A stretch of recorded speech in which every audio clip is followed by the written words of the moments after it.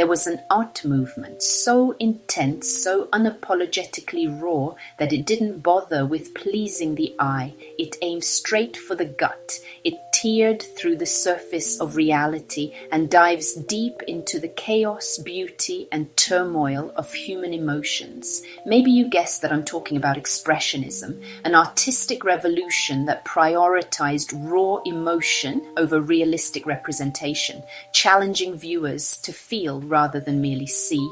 Before we get to the next part, take a second to subscribe. There's a lot more to explore in our upcoming videos. Expressionism emerged in Germany around the early 1900s. Unlike previous movements that aimed to portray the external world, Expressionism was about bringing internal emotions to life, raw, passionate, and sometimes even unsettling. Artists abandoned naturalism and used bold colors, distorted forms, and they exaggerated perspectives to convey what they felt rather than what they saw. Let's take a look at why this emerged. The turn of the century brought intense changes to society: industrialization, urbanization, and rapid technological advancement. Events such as World War I amplified feelings of alienation and disillusionment, deeply impacting expressionist art. Many people felt isolated or anxious amidst these changes, and expressionist artists wanted to capture these very emotions on canvas. One of the earliest and most famous groups associated with Expressionism was called Die Brücke, meaning the bridge. Founded in Dresden in 1905 by artists like Ernst Ludwig Kirchner, Carl Schmidt-Rottluff, Erich Heckel, and Fritz Bleyl, Die Brücke aimed to create a bridge from traditional art to a more modern, emotionally intense form of expression. Their paintings often depicted bustling urban scenes, crowded streets, and portraits filled with tension and anxiety. Kirchner's Street, Dresden, painted in 1908, vividly captures the chaotic energy and psychological pressure of city life through sharp lines, intense colors, and distorted figures. Another crucial expressionist group was Der Blaue Reiter, or the Blue Rider, founded in Munich around 1911 by Wassily Kandinsky and Franz Marc. This group also included iconic artists such as Paul Klee, August Macke, and Alexei von Jawlensky. Unlike Die Brücke, artists of Der Blaue Reiter moved toward complete abstraction, believing that colors and shapes alone could communicate spiritual truths and deep emotions. Kandinsky saw art as akin to music, something that could speak directly to the soul without the need for recognizable images. An example of this is Composition 7, a vibrant explosion of color and form created to provoke emotional responses rather than intellectual analysis. Franz Marc, on the other hand, was famous for his vivid, symbolic depictions of animals, as seen in his iconic painting Blue Horses.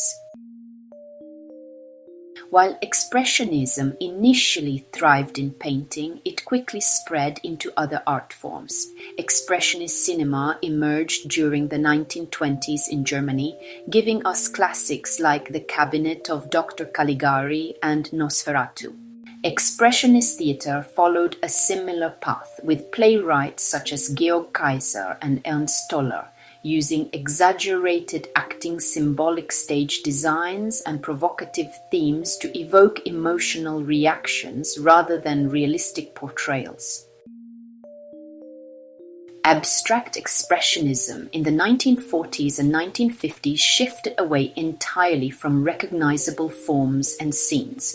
It placed pure emotional intensity at the forefront. Artists like Jackson Pollock, Willem de Kooning, Mark Rothko, and Barnett Newman became household names for their bold, abstract works that aimed to capture the subconscious. By the late 1970s and 1980s, another wave known as Neo-Expressionism emerged. Artists such as Jean-Michel Basquiat, Anselm Kiefer, Julian Schnabel, Francesco Clemente, and Georg Baselitz reintroduced intense emotional content and figurative imagery into contemporary art. Neo-expressionists were known for their aggressive brush strokes, vivid colors, and often raw, confrontational subject matter.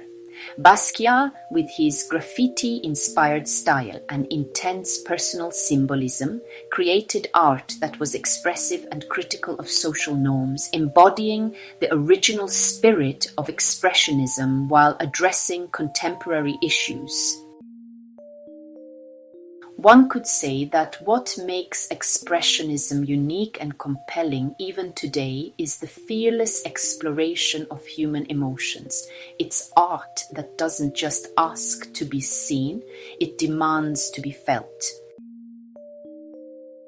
Expressionism communicates at an emotional level that transcends words. Imagine standing in front of an expressionist painting.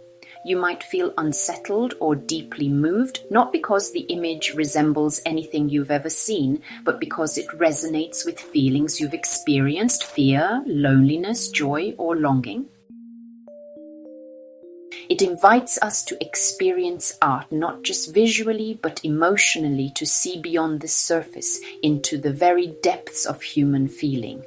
Thanks for joining me on this exploration of Expressionism, an art form that truly speaks from the soul. Subscribe, smash that like button, and let us know in the comments what wowed you and what made you think twice.